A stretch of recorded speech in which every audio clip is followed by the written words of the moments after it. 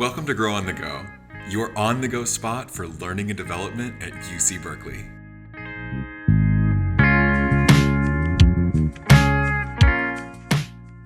Today's episode is about determining and documenting performance levels with corresponding numeric ratings. Grow on the Go is produced by People and Organization Development in Berkeley People and Culture.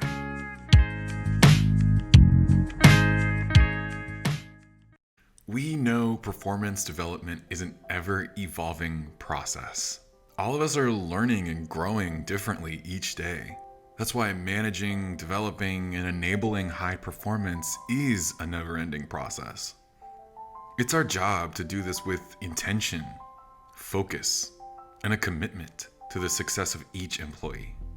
In Achieve Together, we engage in 3 performance check-ins annually to discuss the 6 starter questions that map directly to the achievement criteria. We also meet in one-on-ones along the way to solve problems, exchange feedback, and clarify expectations. Speaking of the achievement criteria, these criteria are our North Star for everyone in the Achieve Together program for discussing and planning for high performance. The achievement criteria are also utilized to determine employee performance evaluation. This shows up through documentation in the check-in forms we use. This also shows up in the performance calibration process we use to determine and confirm employee performance levels and corresponding numeric ratings. This video goes through the steps managers need to take to identify employee performance ratings annually. This step is critical, and managers need to complete this action to effectively and actively participate in the unit-level performance calibration sessions. More on that in the performance calibration process video linked below and on the Achieve Together website. Before the performance calibration process, managers will complete one pre-calibration roster linked in the performance calibration toolkit and on the Achieve Together website to document performance ratings. To access, managers will need to make a copy to their Google Drive from the template provided. Managers will determine a performance level that's needs attention, well done, and standout for each of the 5 performance indicators: collaboration, goal accomplishment, inclusion and belonging, innovation or continuous improvement, and job mastery. These 5 performance indicators in the achievement criteria are weighted equally on a 1 through 3 scale. So for needs attention, 1 point, well done, 2 points, and standout 3 points, for a possible total of 3 out of 3 overall. All possible performance levels and their corresponding numeric ratings are as follows. Needs attention possible values, 1.0, 1.2, 1.4. Well done possible values, 1.6, 1.8, 2, 2.2, 2.4. Standout possible values, 2.6, 2.8, and 3. To determine an employee's performance level and corresponding numeric rating, managers will review one-on-one notes, attributed feedback, departmental measures, and documentation from the 3 check-in conversations, and use the achievement criteria document as a compass for determining performance levels per each of the 5 indicators. It is so important to consider each of those 4-month periods into the determination of performance levels per indicator. We're looking at the big picture, the full picture. The ups, the downs, things that were on track and got off track, then got back on track. Successes, big and small wins, missed opportunities, contributions from 11 months ago, and contributions from 11 minutes ago. Looking back at our documentation throughout the year helps us be expansive, thorough, fair, and accurate. All right, so let's do a demo of the pre-calibration roster for a few moments. What I love about the pre-calibration roster is that it auto-populates the numeric ratings and performance levels as managers input 1 through 3 ratings for each indicator. So what are we responsible for doing here? Managers are required to cite examples of work contributions in the pre-calibration roster And what's really great is that there is an example tab to demonstrate brevity and accuracy in documentation. You might be thinking, what is important here to document to make the case? We're looking for facts, results, how obstacles were overcome, and examples that map to the outlined expectations in the achievement criteria for needs attention, well done, and standout.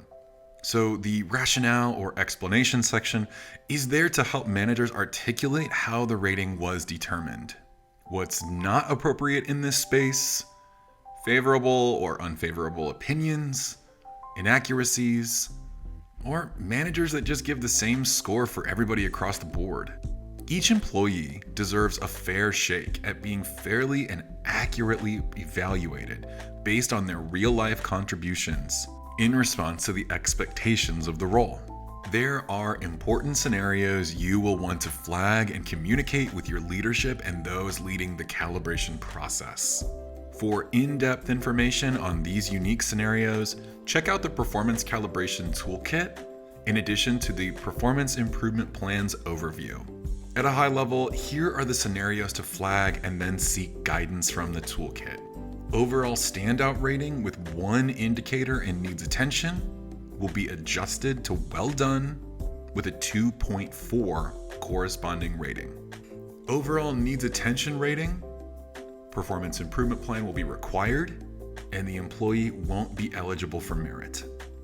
Progressive discipline at any time during this year, so that's thinking about April 1st through March 31st, this impacts the rating. So these employees cannot reach the standout level, and there is manager discretion to shift down to the needs attention level. So in that case, if they are shifted down to needs attention, they will be ineligible for merit and they will be required to start a performance improvement plan.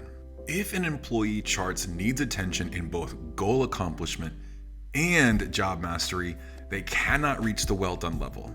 This is really about not meeting the essential functions of the role. It's a serious situation. At highest, they can reach 1.4 in the needs attention level and will begin a performance improvement plan. When a manager does not submit a rating, their team's performance ratings will be set at 2.0, the midpoint on the rating scale. This is not an ideal scenario. We really encourage and really need managers' participation to make sure that every employee is getting that fair and accurate performance evaluation. If an employee is non-compliant with mandatory trainings required by the University of California, UC Berkeley, or by the law, the performance level will automatically be set to needs attention, and all of the information about what happens when you're in needs attention will apply in that scenario. Ineligible for merit, required to start a performance improvement plan. Okay, so let's try out an example. I have the quick guide for the achievement criteria open just to sort of visually display the different values that this employee has achieved in this year. It looks like, this employee has collaboration and needs attention. That's 1 point. They have well done and goal accomplishment, inclusion, belonging, and job mastery.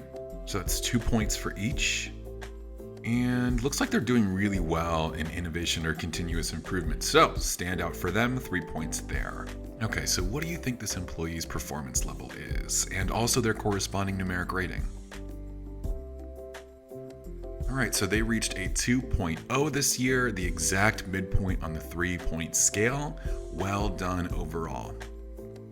So in this example, in the pre-calibration roster, I'd want to put my numeric scores in.